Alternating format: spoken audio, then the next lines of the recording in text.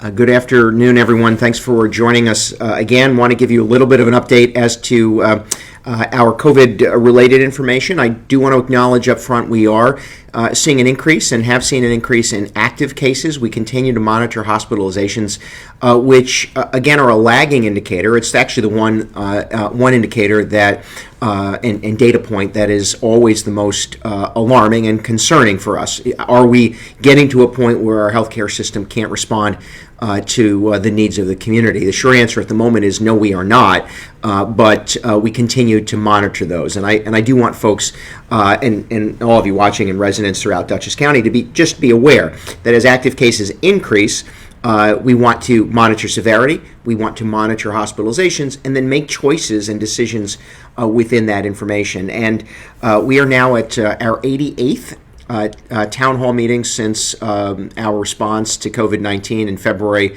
of 2020. Nearly 300 town hall meetings since I became county executive in 2012. The reason I tell you this is because for the last 20 plus months, we have attempted in Dutchess County government to be consistent and calm in reporting to you information. I know that we have a concern regarding increased cases. That is something that we should be aware of. But it is not something that should instill fear in our community, in each other, and in our children. And even today, to her credit, our new New York State Commissioner of Health acknowledged something that we have been saying for some time now among our kids. There needs to be consideration for the impacts of our choices, the decisions adults make, and how they impact our kids. And in their development, in their emotional and mental wellness. And all of that needs to play into now what will become our life with this virus. We are not extricating it from the world. We're going to continue to live with it to some degree or another, as we do other viruses. And we're going to have to make smart choices for ourselves, to protect and benefit our health and the health of the people we care about, just as we would do with any other disease or virus. Make smart choices for you, and we want you to be able to do that with information. And so that information is this as of today. We are monitoring 1,267 active cases, and we have 44 individuals hospitalized. Now, on the same date 1 year ago, we had 1,094 active cases and 93 hospitalizations. Now, if hospitalizations remain under 50, which they have been since April, and again, this is a lagging indicator, but if they have remained under 50 since April, if we don't see a spike in hospitalizations, that would suggest that while we are seeing cases, and it's likely we are going to see cases, people are going to test positive with this virus, as they will other viruses. If we don't see the increase in hospitalizations at an alarming pace, what that suggests to us is that that while there will be new cases, that the severity isn't increasing. And to the points related to the newest named variant, yes, there are people contracting it. Yes, as we said a couple weeks ago, if it was in Europe, then it was in Canada. If it was in Canada, it was in the United States. And yes, in fact, it has been in the state of New York and likely in our community.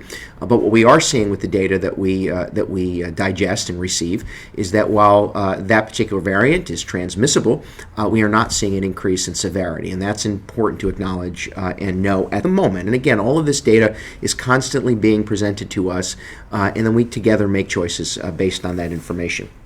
So currently, as I said, 44 hospitalizations. That is below 50. We've remained below 50 since April. We expect that number to increase as we do cases to increase.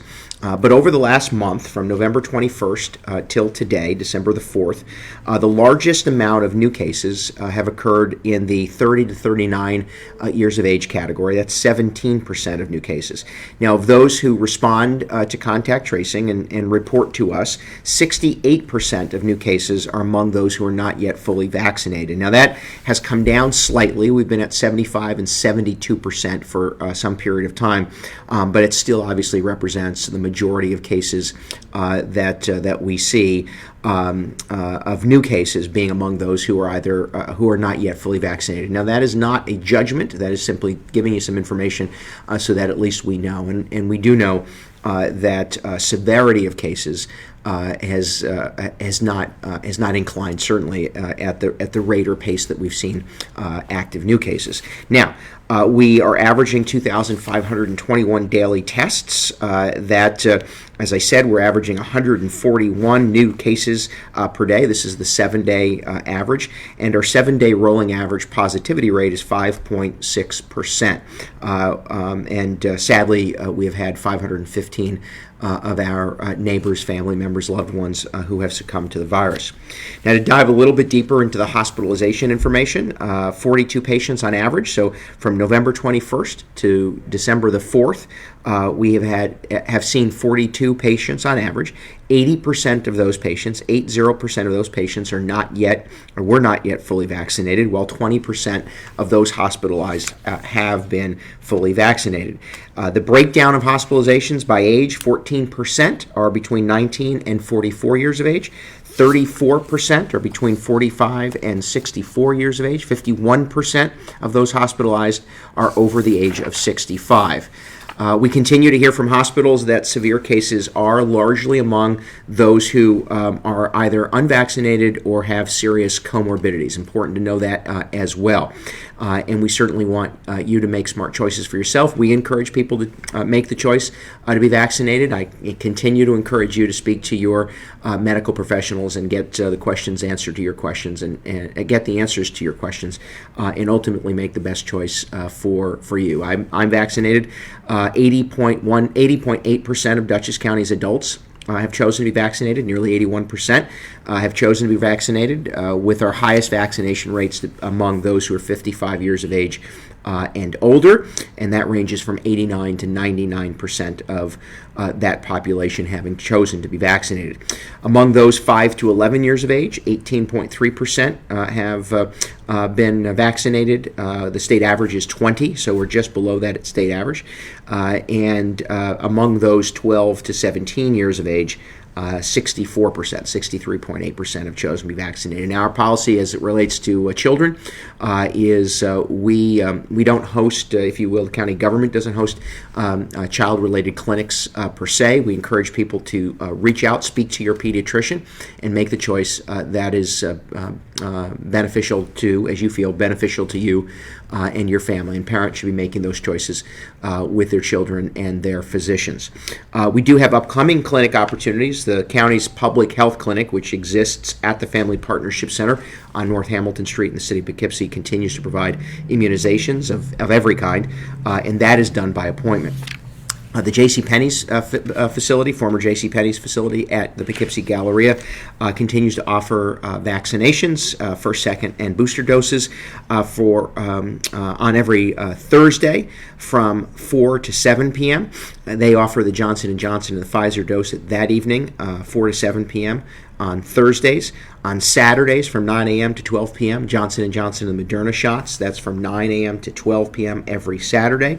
And you can walk in, but we do encourage you to pre-register so that we can keep the flow of activity going in an efficient way. And, of course, sometimes it does get a little jammed up because we're doing scheduled visits and then folks who are just coming in off the street, which is welcome. But if you can pre-register, it is very, very helpful to keeping the flow of activity at those clinics. We ask that you bring your CDC vaccine card so we can update that information for you as well. And if you have any questions or want to pre-register, you can visit dutchessny.gov/COVID vaccine. That's dutchessny.gov/COVID vaccine for more information.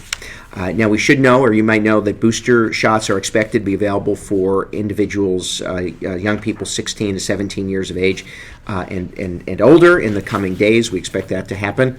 We await both FDA and CDC guidance. Finally, testing remains available. Now, we provide in partnership with ProPhase Lab no-cost testing. This is important for those who need to be tested because they're traveling or wish to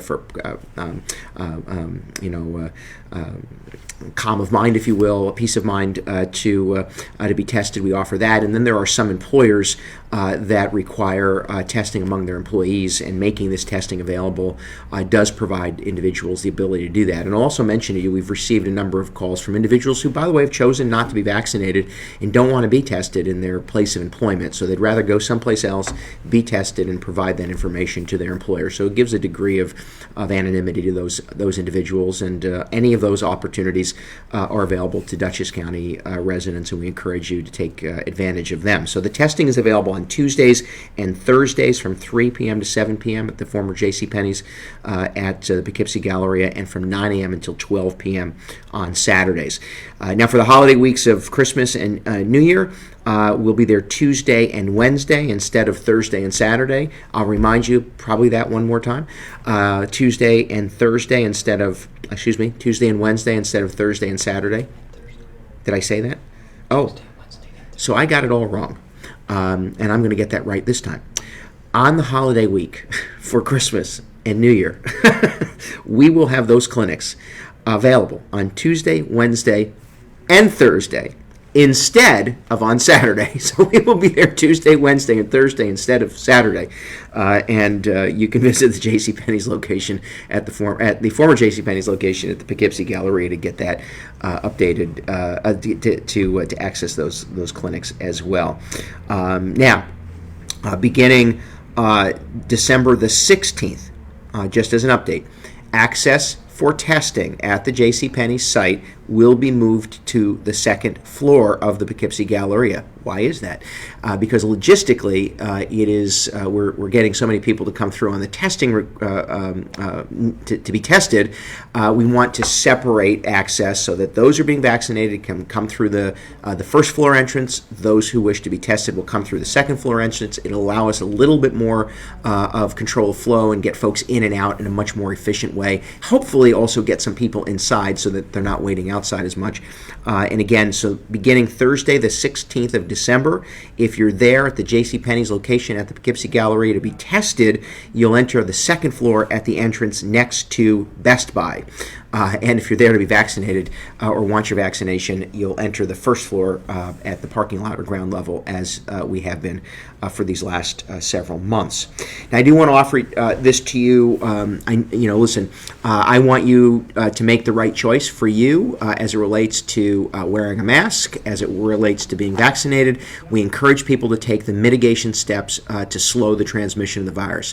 What we are seeing are cases among individuals who likely have symptoms. They are symptomatic, and they're engaging in activity that's getting other people sick. In some cases, it could be a family member or a friend, or it may be out in a public setting. I'm not here to monitor your activity, nor is Dutchess County interested in monitoring your day-to-day activity. Instead, what I am offering to you is what we've offered for these last 20 months. Please make decisions that protect your health and the health of other people. If you're not feeling well, stay in. Try to isolate. That could be, by the way, that you may think you have a respiratory virus or infection. It could be that you feel that you have a traditional flu or a cold, and it could be that you are experiencing symptoms related to COVID-19. In any case, in order to ensure that our hospitals and healthcare system can manage, and to be sure that you and your family members and loved ones and neighbors and maybe people you don't even like are as safe as possible. If you're not feeling well, just stay in. So we know the mitigation steps that work. Personal hygiene, as my wife reminded me all these months ago, we had to remind folks to wash our hands. So basic personal hygiene is very, very important. If you're not feeling well, please stay in, isolate yourself, try not to transmit this virus or any illness to individuals in your household or those you might work with or friends or family members. If you're not feeling well or you're uncomfortable in settings where there might be groups of people, please engage in physical distancing. Keep your distance from others if that's If that makes you feel better about your health and protecting the health of other people, you ought to do that. Again, if you choose, please wear a mask. Now, our health department has issued some months ago an advisory encouraging people throughout the county in indoor settings to continue to wear masks. If you're in a setting where you feel a little bit constricted around other people, we have a few choices. Engage in a little bit of distancing. You can choose to wear that mask. And if you're not feeling well, as I said, please stay in and don't get yourself sick or anyone else sick as well. And again, if you need to be tested, there are testing options available to you in and throughout the community. And I hope that you might choose to get any questions answered so that you might consider choosing to be vaccinated. Now, these are all your choices, and we're going to continue to give you information every week as best we can to help you make those decisions. I know, I'll just say this in closing, I know there are those that are watching activities in other counties and other places. Some people have taken some steps, some have not taken other steps. I am not declaring a state of emergency in Dutchess County. There's no need to do so, and the authority that is granted to a county executive or a village or city mayor through a state of emergency is very, very limited. That authority grants an executive the ability to procure things, buy things without following general municipal law, or take other actions to move county government to react to a particular concern. I already have that authority. The county legislature approved dollars so that we can buy testing and can make resources available for testing and vaccination. There are no other steps that the county government can effectively engage in other than to continue to educate and encourage you to make choices in your life that are beneficial to you and your neighbors. If there becomes an acute situation, if hospitalizations rise, well, then we're going to look at what steps are appropriate. But again, we believe that in providing you the best information possible, we're going to get to a point where we will all just make choices that are best for us to live in a way that accepts that this virus is not going away. We can only hope to drive down its severity and limit those individuals who may contract it severely. We don't want that. We don't want folks getting we don't want them getting ill at all. We don't want folks getting too ill. We don't want our hospitals to have too many people within them where they can't respond to other community needs. At the same time, we'll continue to provide you information as we know it regarding the vaccine, encourage you to make that choice. As the Health Commissioner, New York State Health Commissioner said today, we want us to make choices that are holistic, that take into consideration the totality of the decisions we make, the impacts on mental health and development among our kids. These are the kinds of things that we're going to have to get back to doing without having the government making choices for us. And so we'll continue to do that with you. We'll continue to provide you information. We'll continue to accept the criticism, welcome opportunity to answer questions. And in the meantime, we ask you to stay healthy, be strong, and be kind to each other.